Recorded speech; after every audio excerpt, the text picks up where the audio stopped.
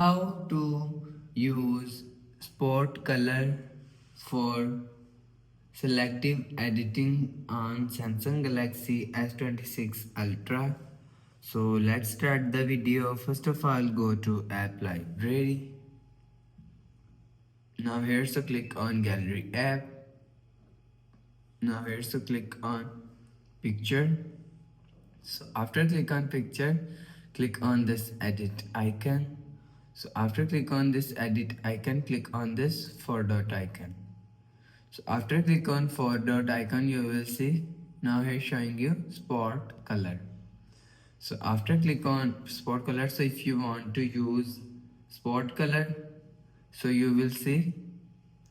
So if you want to remove color, so click on object, you will see color is removed. So if you want to add color, so click on this icon and click on object, you will see color is add. So after the process, click on done and click on screen, go back to home screen, refresh phone.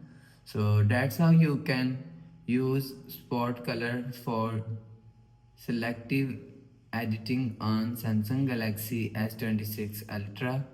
So if you like the video, please subscribe. Thanks for watching.